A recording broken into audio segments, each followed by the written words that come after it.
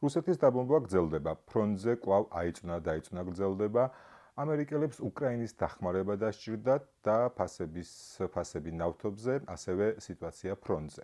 გამარჯობა, დღეს 11 მარტია 2026 წელი, უკრაინაში სრულმასშტაბიანი ომის დაწყებიდან 1477 დღე გავიდა. მე რატი ვარ მუნჯერი ჟურნალისტი, თქვენ უყურებთ პროექტს რა ხდება უკრაინაში, ხართ არხზე თავისუფალი ხალხისთვის. დღევანდელი ეპიზოდი ამ თემებზე იქნება, რომელიც ჩამოვთვალე. და მიმოვიხილავ ისევ უკრაინას, რაც შეეხება ირანს, მხოლოდ იმ ნაწილზე ვილაპარაკებ, სადაც კვეთა აქვს უკრაინაზე, ცალკე ირანზე აღებული ეპიზოდი რამდენიმე დღეში იქნება და შემოგთავაზებთ. დავიწყოთ, თუმცა მანამდე ტრადიციულად მინდა მადლობა გადავხადო ყველას, ვინც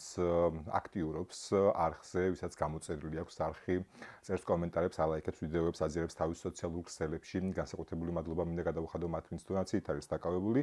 არხი თავისუფალი ხალხისთვის მხოლოდ დონაციით არსებობს. თქვენ კი ვისაც ჯერ არხი არ გაქვთ გამოწერილი, უმორჩილესად გთხოვთ, ახლა გამოიწეროთ არხი და ალაიქოთ ვიდეო, გააზიაროთ თქვენ სოციალურ ქსელებში. არხის გაზრდა იმის გარანტია, რომ ინფორმაცია უფრო დიდ აუდიტორიას მიწვდება. დავიწყოთ უკანასკნელი ცნობებით, უკვე დიდი ხანი არის პუტინის მიერ უკრაინაში დაწყებული ომი, რუსეთის მიწაზეც გადავიდა და თუ კი ეს იყო რაღაცა იერიშებით და მცირე ოპერაციებით, უკვე კარგი ხანია გრძელდება ავიადარტყმებით, როგორც ფთოსანი რაკეტებით, ასევე დრონებით და უკანასკნელი ასეთი მოხდა ბრიანსკში. რითი არის გამორჩეული ბრიანსკზე დარტყმა, დაახლოებით 8 ფთოსანი რაკეტა გაუშვეს და პრაქტიკულად ყველა დაეცა სამიზნეს ერთის გარდა. აქედან იყო როგორც უკრაინული ნეპტუნები, ასევე შტორმშედოუები და თვითონ ეს ქარხანა, რომელზეც მოხდა თავდასხმა, იყო მაკომპლექტებელი საწარმო, რომელიც სხვადასხვა ტიპის რაკეტებს თუ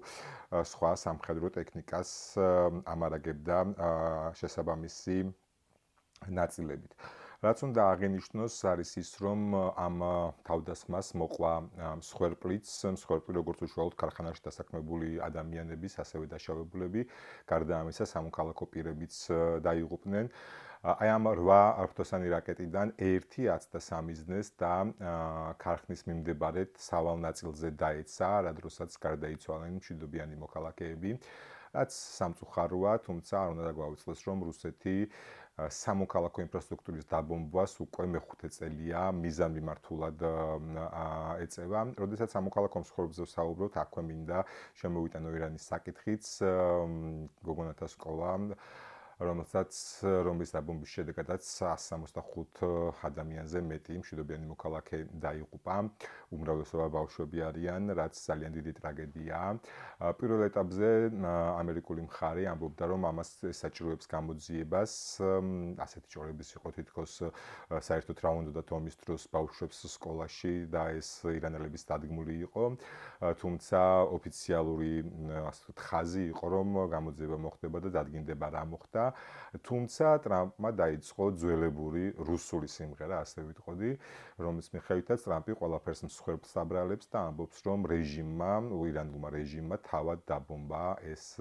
სკოლა. რითიც მე პირადად არ მჯერა და მგონია, რომ აბსოლუტური ბოდვაა. არა იმიტომ, რომ ირანის რეჟიმი ამას არ იკადრებდა. შეგახსენებთ, რომ ამ ომის დაწყებამდე სულ რამდენიმე კვირით ადრე რეჟიმი პირდაპირ ქუჩაში დახვრიტა რეჟიმმა მშვიდობიანი მოქალაქეები,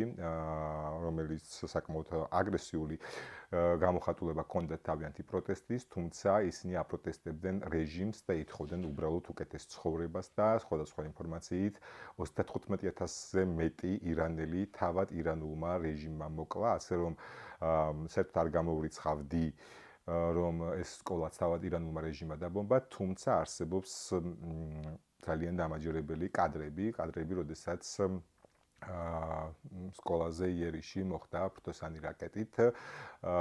ძალიან მიმსგავსებული ტომაჰავკზე და გარდა ამისა არის ერთი მოფრენა, რომელიც ეცემა სკოლას და მეორე მოფრენა, რომელიც ეცემა იქვე ახლოს მდებარე გუშაქთა კორპუსს.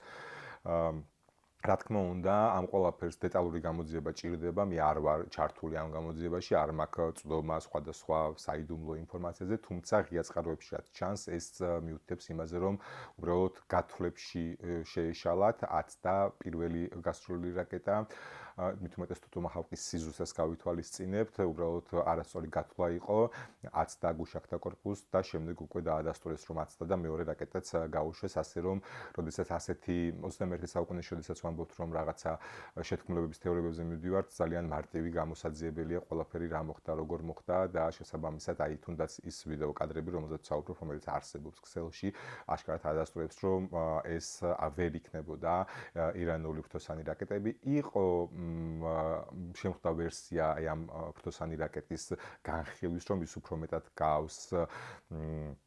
რაღაცა ირანულ ფრთოსან რაკეტას, ვიდრე ტომაჰავკს, თუმცა იმდენად ცუდი ხარისხის ვიდეო იყო, რომ აი ესეთ დეტალებზე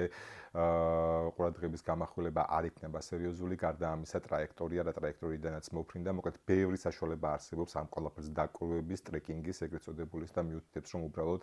გაცვლა იყო არასწორი, ასე რომ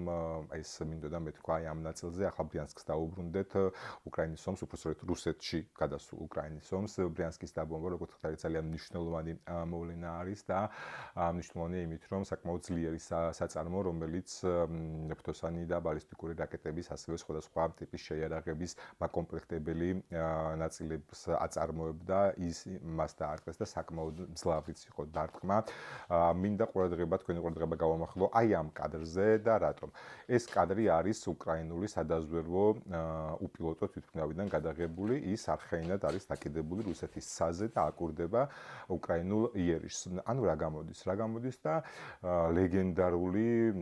ანალოგო რუსული ჰაერსაწინააღმდეგო სისტემა ისეთი ძლევამოსილი და ძლიერი არის, რომ არათუ ფრთოსანი რაკეტების ჩამოგდება ვერ შეძლო, ასევე უბრალოდ გამოეპარა რუსეთის საზე საათების განმავლობაში დაკიდებული უკრაინელი უპილოტო სადაზვერვო თვითმფრინავი, რომელიც აკურდებოდა თუ რამდენად წარმატებული იყო უკრაინული იერიში რუსეთზე და დიახ საკმაოდ წარმატებული იყო. ბრიანსკი არ იყო ერთადერთი, სადაც უკრაინული მიფრენები დაფიქსირდა ამ პერიოდში, სანამ ჩემ ბოლო ეპიზოდიდან დღემდე. ასევე იყო ტოლიატის ქიმიურ ქარხანას დაარტყეს და ამ ქიმიურ ქარხანაშიც რა თქმა უნდა იწარმოებოდა სამხედრო დანიშნულების კომპონენტები, უნდა აღინიშნოს, რომ ამ შემთხვევაში სამოქალაქო მსხვერპლი არ არის.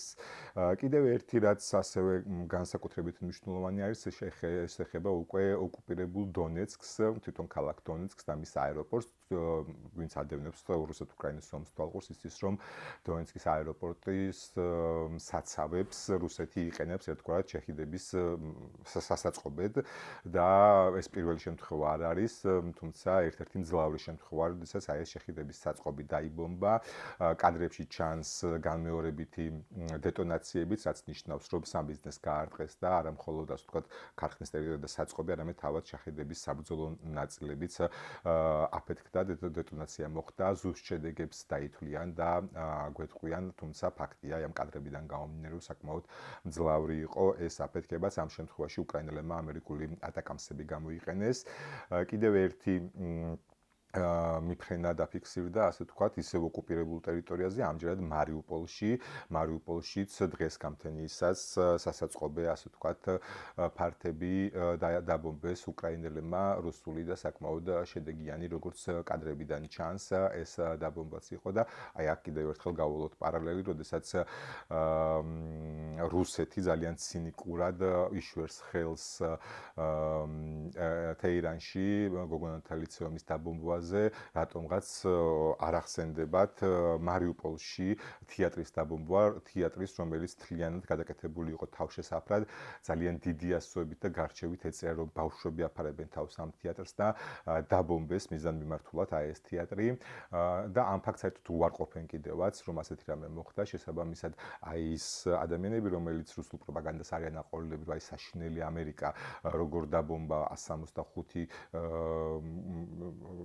გოგონათა ლიცეუმი და 165 უდანაშაულო მსხვერპლი შეეწირა, რატომღაც არასდროს არ ახსენებენ თუნდაც იგივე რეჟიმის მიერ სხვა პირდაპირ ქუჩებში დახვრეტილ ირანელებს და არაფერს ამბობენ აი ამ მარიუპოლის თეატრის დაბომბვაზე არაფერი ვთქვათ იმაზე, რომ მათ სჯერათ, რომ მიექვსის დადგმული იყო ბუჩას ხოცვა-ჟლეტვა და არ გაუკეთებიათ რუსებს ესეც აი ამ პროპაგანდის საკითხებზე და ძალიან სამწუხაროა ჩემთვის პირადად, როდესაც ამერიკის შეერთებული შტატების პრეზიდენტი მიმართავს იგივე ხალხს და ამბობს, რომ ეს თვითონ ირანელები იყვნენ, თუმცა მე არაერთხელ მithქვამს, რომ ტრამპი საერთაშორისო სამართლის და დღის წესრიგის ნგრევაში საკმაოდ გავს პუტინს და შეიძლება ვთქვათ, რომ უფრო დიდი წარმატებებითაც კი სარგებლობს, იმიტომ რომ პუტინი ამდენი წელია არღვევს და ანგრევს საერთაშორისო სამართალს და იმ პრინციპებს, რომლის მეშვეობითაც ყველაზე ხანგრძლივი, განგრძობადი, მშვიდობიანი განვითარება არის და ის, რასაც ვერ აღწევს პუტინი, საკმაოდ წარმატებით ახერხებს, მათ შორის ტრამპი, ასე რომ აი ეს მსგავსება მაინც რჩება. ახლა ისევ დაუბრუნდეთ კვეთას ირანის ომის და უკრაინის ომის და ეს რა თქმა უნდა ნავთობი არის ფასები ნავთობზე საკმაოდ შოკურად ირეაგირა ასე ვთქვათ ბაზარმა შეგახსენებთ რომ ომის დაწყებამდე ირანში ომის დაწყებამდე ბარელი ნავთობის ფასი იყო 60-70 დოლარი შემდეგ როდესაც დაიწყო ეს საომარი კამპანია ასევე საფრთხე დაემუქრა სრუტეს სადაც ხდება ყველაზე ბევრი ნავთობტანკერის გატარება ბაზარმა ირეაგირა და ფასი 119-120 დოლარზე ავიდა ეს იყო პიკი თუმცა ძალიან მალევე დასტაბილურდა ბაზარი და ჩამოვიდა ისევ 85-90 დოლარზე მიუხედავად იმისა რომ ნავთობი გაიაფთა მაინც იმაზე ძვირად რჩება, ვიდრე ეს იყო ირანში ომის დაწყებამდე, შეგახსენებთ 60-70 დოლარი იყო, ახლა 85-90 დოლარია. მიუხედავად იმისა, რომ რუსული ნავთობი სანქცირებულია და გაცილებით იაფად იყიდება ვიდრე დანარჩენი ნავთობი, ეს ფასების ზრდა აისახა რუსულ ნავთობზეც, თუკი აი ამ ომის დაწყებამდე, ასე ვთქვათ, რუსული ნავთობის ფასი 55-60 დოლარი იყო პიკზე, როდესაც ყველაზე მეტად გაძვირდა ბენზინი ამ დღეებში 100 დოლარზე ავიდა, თუმცა ახლა ჩამოვიდა და 85 დოლარი ღირს დაახლოებით რუსული ნავთობი. ეს რა თქმა უნდა დამატებითი შემოსავალი არის რუსეთის ომის ბიუჯეტში და ძალიან უხეში დათვლებით, თუკი აი ეს ფასდამატი გაგრძელდება და აი ეს ძვირი ფასი შენარჩუნდება, წლიურად ყველაზე უხეში დათვლებით, ასე ვთქვათ, 53 მილიარდ ამერიკულ დოლარს მიიღებს რუსეთის ომის ბიუჯეტი, ასე რომ ძალიან მნიშვნელოვანი არის ომი ირანში ძალიან მალე დასრულდეს, მით უფრო თუკი შეერთებულმა შტატებმა და ისრაელმა მიაღწიეს მიზნებს, ამ შემთხვევაში ნავთობზე ფასის კონტროლი უკვე მთლიანად პრაქტიკულად ამერიკის ხელში იქნება და უნდა ვივარაუდოთ, რომ ფასი ჩამოვა ისევ იმ ნიშნულზე, რომელიც იყო ომის დაწყებამდე, საუბარი არის 60-70 დოლარზე და შეიძლება კიდევ უფრო მეტადაც გაიაფთეს, იმედი მაქვს გაიაფთება, რადგან რაც უფრო იაფი იქნება ნავთობი, მით უფრო ნაკლები შემოსავალი შევა რუსეთის სამხედრო ომის ბიუჯეტში. გარდა ამისა, კიდევ ერთი კვეთა არის ამ ორ ომს შორის ჩვენ გვახსოვს პერიოდი, როდესაც ზელენსკის კარტები არ ეჭირა ხელში ამერიკის პრეზიდენტის გადმოსახედიდან, ახლა კი ამერიკას ზელენსკის კარტები დაჭირდა, საუბარი არის ჰაერსაწინააღმდეგო, დრონსაწინააღმდეგო სისტემებზე, რადგან შეჰიდების მოგერიება კატასტროფულად ძვირი უჯდებათ ამერიკელებს, პეტრიოტების სისტემას ამუშავებდნენ, რაც სიბრიყვია, რა თქმა უნდა, ადამიანის სიცოცხლეზე მნიშვნელოვანი არაფერი არ არის, თუმცა ჩიტიბრღნად უნდა ღირდეს და როდესაც შეხიც პეტრიოტს ესვრი ძალიან არაადეკვატური ფასთა შეხამება, ასე რომ უკრაინას თხოვეს გამოცდილების გაზიარება და უკრაინელებმა გააგზავნეს როგორც შესაბამისი ტექნოლოგიები, ასევე ადამიანები, ვინც ამ ტექნოლოგიების გამართვაში და მუშაობას უზრუნველყოფენ, შესაბამისად ყურის ქვეყნებს შაჰედების წინააღმდეგ ახლა უკრაინელი ინსტრუქტორები და უკრაინელი ტექნოლოგიები იცავენ, აქ საუბარი არის ანტიდრონებზე, ასე ვთქვათ, რომელიც ადეკვატური ფასი არის იმისა, რომ შაჰედი ჩამოაგდოს და აქვე ჩნდება კითხვა, კი მაგრამ ჩვენ სულ გვესმის, რომ უკრაინა განიცდის დეფიციტს სხვადასხვა შეიარაღების და სადა აქვს უკრაინას იმდენი შეიარაღება, რომ გააგზავნოს ყურეში მოკავშირეების დასახმარებლად. როგორც გაირკვა, უკრაინის სამხედრო წარმოება არ იყო მის ლიმიტებზე გასული, იმიტომ რომ არ ქონდა შესაბამისი ფინანსები, რომ ეწარმოებინა უფრო მეტი აი ეს ანტიდრონ სისტემები. შესაბამისად, ახლა მას გაუჩნდება ფული, რომ აი ეს ანტიდრონები აწარმოოს და ეს გაზრდის უკრაინულ წარმოებას, რაც აი სავარაუდო დეფიციტს, რომელზეც მეც გამიჩნდა კითხვები, რომ სადა აქვს ახლა უკრაინას იმდენი შეერაღება, რომ ამერიკას გაუგზავნოს, აი ამ დეფიციტს აღმოფხვის სხვადასხვა საკმაოდ სარწმუნო წყაროებზე წავიკითხე, აი ამ სამხედრო წარმოების პიკზე არ გასვლასთან დაკავშირებით და პრინციპში ლოგიკასთანაც ახლოს არის, იმიტომ რომ ჩვენ ვიცით, რომ ორბანი ასე ვთქვათ აფერხებს იმ 90 მილიარდს, რომელიც ევროკავშირმა გამოუყო უკრაინას და აქედან გამომდინარე უნდა ვივარაუდოთ, რომ უკრაინას ნამდვილად უჭირს ფინანსურად და შესაბამისად ძალიან მარტივად დასაშვები რომ არ ქონდა ის ფინანსური საშუალებები, რომ ეწარმოებინა მაქსიმუმი, რაც შეეძლო ამ ანტიდრონების. ორბანზე უნდა ვთქვათ, რომ ზელენსკიმ საკმაოდ სკანდალური განცხადება გააკეთა. მართალია რამდენიმე დღის წინანდელია, თუმცა მას შემდეგ ეპიზოდი არ ჩამიწერია და ამასაც მინდა გამოვეხმაურო, რომ თუ გააგრძელებს პირდაპირ ორბანი არ დაუსახელებია, მაგრამ გასაგები იყო, ვიდრე იყო საუბარი, თუ გააგრძელებს ასე მოქცევას, მე მივცემ უკრაინელ სამხედროებს მის ამას და მასთან მათთან არ კვიან ურთიერთობები, ეს შეიძლება ჩაითვალოს პირდაპირ მუხარად, რაც არ მგონია ყველაზე მსუბუქად რო ვთქვათ, რომ სწორია ახლა. თუმცა შეიძლება ითქვას, რომ ზელენსკი სასწარკვეთილი არის, მას ძალიან დიდი დანაკლისი აქვს. უკრაინა ომშია მეხუთე წელია უკვე, იმ ომში, რომელიც ყველა ასე ვთქვათ, საერთაშორისო სადაზვერვო მონაცემებით 78 საათიდან 92 საათში უნდა დასრულებული იყო, რუსები საერთოდ ამბობდნენ, რომ 3 დღეში დამთავრდებაო, თუმცა მეხუთე წელია გრძელდება, უკრაინა ომშია და კი მოსასმენად ძალიან უხეში განცხადება იყო, მიუღებელი. თუმცა თქვენ რომ იყოთ 5 წელი ომში და მართავდეთ ქვეყანას, როგორ მოიქცეოდით? დაწერეთ კომენტარებში, აბა გააკეთებთ თუ არა მსგავს განცხადებას. ახლა ნელ-ნელა შეგვიძლია გადავიდეთ უკვე უშუალოდ ფრონტზე და ფრონტზე მიმდინარე მდგომარეობაზე, მით უფრო რომ როგორც გითხარით, დაიწუნა გრძელდება და რაღაცა მონაკვეთებზე რუსები აგრძელებენ ოკუპაციის ზეწოლას, ხოლო გარკვეულ მონაკვეთებზე უკრაინელები წარმატებულ სადეოკუპაციო ლოკალურ კონჩეტებებს ახორციელებენ. სანამ უშუალოდ რუკებზე გადავალ, მანამდე კიდევ ერთხელ გთხოვთ, რომ გამოიწეროთ არხი, თუ კი არხი არ გაქვთ ჯერ გამოწერილი, თუ კი ვიდეოს უყურებთ ამ დრომდე არ დაგილაიქებიათ, ახლა დაალაიქოთ ვიდეო, ძალიან კარგი შესაძლებლობაა. ასევე იაქტიუროთ კომენტარებში დაწერეთ თქვენი მოსაზრებები. პირველ რიგში გეტყვით, რომ კлау სამ რუკაზე, Deep State-ი, Slivechny Kaprizi და ომის შემსწავლელი ინსტიტუტი ამ რუკებზე გაგაცნობთ ფრონტზე არსებულ სიტუაციას და დავიწყებ, ასე ვთქვათ, რუსეთის წინსვლით, რომელიც მას ამ პერიოდში გააჩნია. კიდევ ერთი ახალი პლატფორმი გამოჩნდა სუმის ოლქში, აი ეს პატარა სოფელი სოფიჩი, რომელიც უკიდურესად ჩრდილოეთით მდებარეობს სუმის ოლქში, ეს არის სუმის ოლქი და მისი ოკუპაცია გასულ კვირაში შეძლეს რუსებმა. თუმცა როგორც ჩანს, იდეა უმნიშვნელოდ მიიჩნევენ რუსები ამ სოფელს, რომ Slivechny Kaprizis რუსული საოკუპაციო პროპაგანდისტული საიტის რუკაზე საერთოდ არ არის ასახული, მაგრამ არის ომის შემსწავლელი ინსტიტუტის რუკაზე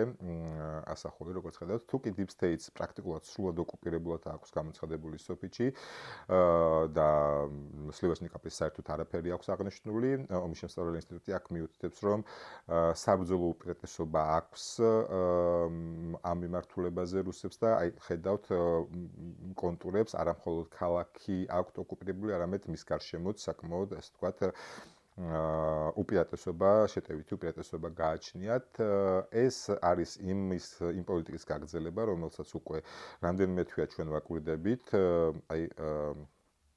სუმის ოლქში პატარ-პატარა სოფლების, ასე ვთქვათ, ოკუპაცია, აი ბოლო იყო აი აქ არის კიდევ იმდენად პატარა, რომ რუკაზე არც აღინიშნება. ეს არის სუმის ოლქში ძირითადი დასაყრდენი რუსული პლატფორმი, ეს არის კიდევ ერთი პატარა მონაკვეთი, აქ არის კიდევ პატარა მონაკვეთი. მოკლედ, როგორც ხედავთ, მთელი სუმის ოლქში გაყოლებაზე სხვადასხვა ადგილას რუსები ცდილობენ პატარ-პატარა პლატფორმების შექმნას. კიდევ ერთხელ შეგახსენებთ, რომ ჩემი აზრით და ლოგიკაც ამ საბრძოლო მოქმედებების იმაზე მიუთითებს, რომ ასე ცდილობენ რუსები შექმნან თუნდაც პატარა პლატფორმები აი იმ ბუფერული ზონისთვის, შეგახსენებთ 30 კილომეტრიან ბუფერულ ზონაზე არის საუბარი, რომელიც ჯერ კიდევ შარშან ზაფხულში პუტინმა დაუსახა რუსეთის შეერაღებულ ძალებს, რომ ჩრდილოეთში უნდა იყოს 30 კილომეტრიანი ბუფერული ზონა, 30 კილომეტრი უკრაინის ტერიტორიის შიგნით არის ლაპარაკი და ამ ბუფერული ზონისთვის ემზადებიან, როგორც ჩანს, თუმცა როგორც ხედავთ, იმხელა დაშორებები არის პლაცდარმებს შორის, რომ წმინდა სამხედრო ტაქტიკური თვალსაზრისით ეს რისი მომტანი იქნება. არ ვიცით, მით უფრო რომ აიხარ რომ გადავზომოთ, თქვათ 30 კილომეტრის საზღვრიდან რამხელა შეიძლება იყოს. ხო, აქ აქვთ ახლა ბოლო ოკუპაცია და ასე ვთქვათ 30 კილომეტრი სიღრმე, უნდა იყოს დაახლოებით აი ამ ხელ წარმოვიდგინეთ, აი აქედან გამომდინარე უნდა იყოს აი ესეთი საოკუპაციო დაახლოებით ხაზი იმისთვის, რომ აი ეს ბუფერული ზონა, რომელიც გამოაცხადა პუტინმა, რომ უნდა რომ კონდეს ჩრდილოეთის ოლქში, ჩრდილოეთის საზღვარზე, აი დაახლოებით ესე უნდა გამოიყურებოდეს და წარმოვიდგინეთ ახლა აი დაშორებები, როგორიც არის მანძილებს შორის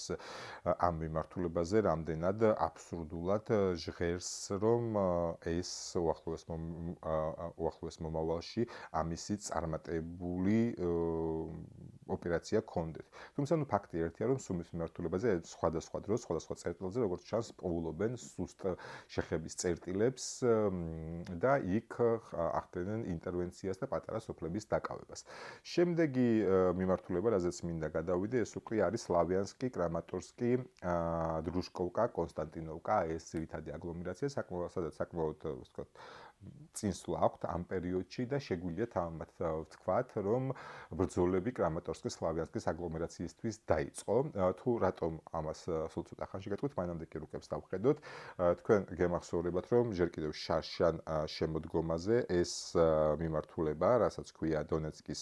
თავდაცვის ხუდე და შედგება სწორედ სლავიანსკი, კრამატორსკი, დრუშკოვკა, კონსტანტინოვკასგან. რუსებმა ორ მიმართულებად დაყრეს, ერთი არის დრუშკოვკა, კონსტანტინოვკა, მეორე კი სლავიანსკი, კრამატორსკი, რადგან აი ამ თელ ფლანგზე, როგორც ჩანს, რუსებს არ ქონდათ შესაძლებლობა, რომ ერთდროულად დაერწყათ და ამიტომ კრამატორსკი, კონსტანტინოვკა, დრუშკოვკაზე სამხრეთიდან და აღმოსავლეთიდან დაიწყეს დაწოლის გაძლიერება, ხოლო სლავიანსკი, კრამატორსკზე ჩრდილოეთიდან და ასევე აღმოსავლეთიდან. რაც უნდა აღინიშნოს არის ის, რომ უშუალოდ დრუშკოვკა კონსტანტინოვკაზე, ანუ ამ მიმართულებაზე შეტევები რუსებმა შარშან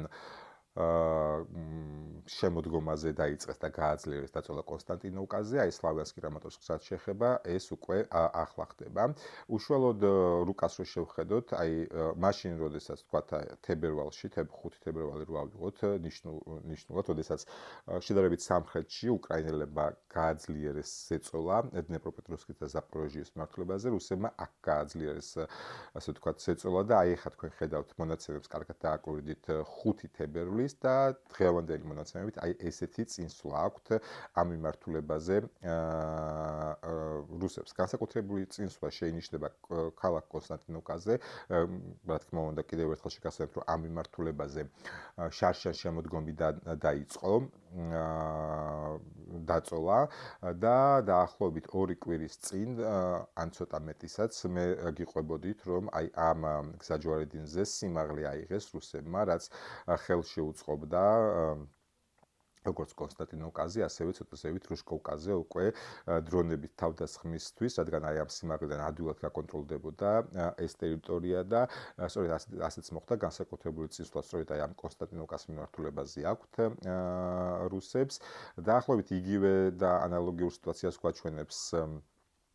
რუსული სლივოჩნი კაპრიზი, აი წინსვლას თქვენ ხედავთ ამ მონაკვეთზე უკვე სლავიანსკი, კრამატორსკის მიმართულებაზე, რაც შეეხება კონსტანტინოვკას, აქ გაცილებით მეტის ოკუპაციას აჩვენებს სლივოჩნი კაპრიზი, ვიდრე დიპ სტეიტი და საუბარი არის აი ამ ტერიტორიაზე აღებულ სიმაღლეზე, რამაც საშუალება მისცათ კონსტანტინოვკაზე ზეწოლის გაზრდა. რაც შეეხება ომის შემსწავლელ ინსტიტუტს, მისი მონაცემები ასეთი არის, უშუალოდ კონსტანტინოვკაზე გაცილებით უარეს და მძიმე სიტუაციას ხატავს ვიდრე არათუ დიპ სტეიტი, არამედ თავად სლივოჩნი კაპრიზი, ხოლო რაც შეეხება კრამატორსკის, სლავიანსკის, აქ ამ მიმართულებაზეც აი ამ მონაკვეთზე საკმაოდ დიდ წინსვლას აჩვენებს ომის შემსწავლელი ინსტიტუტი. რატომ ვამბობ, რომ შეგვიძლია ჩავთვალოთ, რომ დაიწყო ბრძოლები სლავიანსკი, კრამატორსკისთვის, კიდევ ერთხელ სლავიანსკი, კრამატორსკი და ეს არის აი ამ დონეცკის თავდაცვის ხუდის ერთ-ერთი მთავარი შემაკავებელი ნაწილი. აი ეს წინსვლა დავაკვირდეთ ახლა კიდევ ერთხელ კონკრეტულად ამ მიმართულებაზე უფრო ჩაზომებულად და იგივე რომ ავიღოთ 5 თებერვალი, ანუ ის პერიოდი, როდესაც უკრაინელებმა დაიწყეს კონჩეტება სხვა მიმართულებაზე, ამ მიმართულებაზე გააძლიერეს რუსებმა ზეწოლა და აი ამდენად წინ წაიწიეს ამ მიმართულებაზე და ეს წინსვლა საკმარისი აღმოჩნდა იმისთვის, რომ მიახლოვებოდნენ იგივე სლავიანსკს 18 კილომეტრით და იგივე თქვათ კრამატორსკს ესე მომნიშნოთ, იგივე კრამატორსკს 16 კილომეტრით. ეს ყველაფერი ნიშნავს იმას, რომ ორივე ქალაქი არამხოლოდ დრონების FPV დრონების დარტყმის ქვეშ არის, არამედ უკვე საარტილერიო დანადგარებითაც მიწვდებიან, საარტილერიო ცეცხლის ქვეშაც შეეძლებათ მოაქციონ ეს ქალაქი, ეს ქალაქები შესაბამისად, სწორედ ამიტომ ვინიშნავ თარიღს, რომ ამ ქალაქისთვის ბრძოლები უკვე პრაქტიკულად დაწყებულია. მოვინიშნოთ თარიღი 2026 წლის თებერვალი და დაველოდოთ, როდის მიაღწევენ უშუალოდ ქალაქის საზღვრებამდე, შემდეგ როდის შევლენ ქალაქში, შემდეგ რა მოხდება ქალაქებში. მოკლედ აქ ძალიან სისხლიან ბრძოლებს ველოდები და ვფიქრობ, რომ ასეც იქნება, ეს იქნება ალბათ მთელი ამ ომის განმავლობაში, რაც უკვე მომხდარა, ყველაზე სისხლიანი შეტაკებები და ყველაზე მეტი ადამიანი სწორედ აქ დაიღუპება, როგორც უკრაინის, ასევე რუსეთის მხრიდან. უკრაინელები თავდაცვაში ჩადგებიან, რუსები შეტევაზე იქნებიან. შეგახსენებთ, რომ ერთ-ერთი მთავარი გაცხადებული მიზანი, რასაც პუტინი ასახელებს, სწორედ აი ამ დონეცკის ოლქის დარჩენილი ტერიტორიის ოკუპაცია არის და შესაბამისად წარმომიდგენია როგორ ეცდება აი ამ ზეწოლას, რომელსაც ბოლო 5 წელში ვერაფერი ვერ უქნა, თუმცა ახლა მიადგა ასე ვთქვათ და ვნახოთ მოკლედ ამ მიმართულებით როგორ გავითარდება მოვლენები, თუმცა სანამ რუსები ამ მიმართულებაზე აღწევდნენ წინსვლას და წარმატებას, უკრაინელები წარმატებას აღწევდნენ სამხრეთით, საუბარი არის დნიპროპეტროვსკის და ზაპოროჟიის ოლქებზე. აი აქაც მოდით შევხედოთ ცვლილებას, აი ეს არის 5 თებერვლის მონაცემები, როდესაც ეს ლოკალური კონჩეტებები დაიწყო და აი ესეთი წინსვლა აქვს უკრაინას, წინსვლა ძირითადად ეხება აი ამ მონაკვეთს და ეს არის ასე ვთქვათ დნიპროპეტროვსკის ოლქის მცირე ტერიტორია, რომელიც ჰქონდათ ოკუპირებული რუსებს, მის წინააღმდეგ მიმართული საბრძოლო მოქმედებები. აქვე ოდნავ სამხრეთით შეცვლილი არის ვითარება, პირიქით უკრაინელებისთვის გაუარესებული, ხულიაპური მთლიანად ოკუპირებულია და ზალიზნიჩეზეც შევიდნენ უკვე საბრძოლო მოქმედებებით, რაც შეეხება აი ამ მდგომარეობას, სადაც უკრაინელებს საკმაოდ სერიოზული წინსვლა აქვთ. სლივოჩნი კაპრიზი აბსოლუტურად სხვანაირად ხედავს და პირიქით ამ მიმართულებაზე რუსების წინსვლას გვაჩვენებს აი ეს რუსული საიტი. თუმცა, უკრაინული დროშები ჯერ კიდევ აღნიშნულია, რაც ნიშნავს იქ, რომ საბრძოლო მოქმედებებს მაინც აღიარებენ. მაგრამ რაც შეეხება ომის შესწავლილ ინსტიტუტს, აქ იმაზე უკეთესი მდგომარეობა არის აღწერილი უკრაინელების სასარგებლოდ, ვიდრე თავად Deep State-ზე. აი ეს ლურჯი მონიშნა, ნიშნავს, რომ აი ამ ბოლო კამპანიის დროს სწორედ უკრაინელებმა მოახდინეს მისი დეოკუპაცია და მიუხედავად იმისა, რას ბოდავს პირდაპირ ვიტყვეს სლივოჩნი კაპრიზი, ყველა კადრი, რომელიც გავრცელებულია, ადასტურებს იმას, რომ დნიპროპეტროვსკის ამ მიმართულებაზე უკრაინელებს აბსოლუტური წინსვლა და წარმატება აქვთ. აი ამ ტიპის კადრები ძალიან დიდი ხანია ჩვენ უკრაინელების შესრულებით ფონტიდან აღარ გვინახავს, როგორი ამ ომისთვის და ამ ომის მასშტაბებიდან გამომდინარე, როგორი ინტენსიური საშტურმო დანაყოფი უტევს სწორედ ამ მიმართულებას უკრაინელების. ეს არის ქალაქი ტერნოვატე, დასახლება და შეგახსენებთ, რომ გაცხადებული მიზანი ამ შემთხვევაში უკრაინელების არის ქალაქ ხულიაპოლეს შემოუარონ ჩრდილოეთიდან და აქედან მოხდეს ამ ქალაქზე დარტყმა და ასევე რუსების იმ წინსვლის შეჩერება, რომელიც აი ამ მიმართულებაზე მათ აქვთ. და კიდევ ერთხელ ჩვენ სლივოჩნი კაპრიზი და რუსული პროპაგანდასაც არ უნდა გვეუბნებოდეს, კადრები სხვა რამეს ადასტურებს ამ მიმართულებაზე ნამდვილად აქვთ საკმაოდ კარგი წინსვლა უკრაინელებს და კიდევ ერთხელ Deep State-ზე უფრო ოპტიმისტურ სურათს ხატავს ომის შესწავლილი ინსტიტუტი და ომის შესწავლილი ინსტიტუტი სწორედ ის წყაროა, რომელიც ამ დრომდე რჩება ყველაზე სანდოდ ამ ომის მიმოხილველებს შორის და მეტიც ძალიან ხშირად, ძალიან ბევრ მონაკვეთზე და ეს ამავე ეპიზოდში სულ წახნის წინ იგივე კონსტანტინო კასმაგალიძე გაჩვენეთ გაცილებით რთულ სურათს ხატავს უკრაინელებისთვის, ვიდრე ეს სურათი შეიძლება დახატოს არათუ deep state-მა, არამედ თავად სლივოსნი კაპრიზმა, რომელიც ერთ-ერთი მთავარი პროპაგანდისტული რუსული პროპაგანდისტული საიტი არის. შესაბამისად, ომის შემსწავლელი ინსტიტუტის რუკებზე რა მდგომარეობაც არის, აი ეს არის. პრინციპში ასეთი იყო დღევანდელი ეპიზოდი. ვეცადე ბოლოს ჩაწერილი ეპიზოდის შემდეგ, რაც მნიშვნელოვანი მოხდა ფრონტზე, გამეცნო კიდევ ერთხელ დღეს ირანს ძალიან მცირედით შევეხე, მხოლოდ იმ კვეთებში, რომელიც გააჩნია ამ ორ ომს. შეხება უშუალოდ ირანს, ამაზე ეპიზოდს რამდენიმე დღეში ცალკე კიდევ ერთხელ შემოგთავაზებთ. დღეისთვის კი სულ ეს იყო. ძალიან დიდი მადლობა, ვინც ბოლომდე უყურა ვიდეოს, მაგრამ თუ კი აქამდე არ დაგელაიქებიათ, გთხოვთ ახლა დალაიქოთ,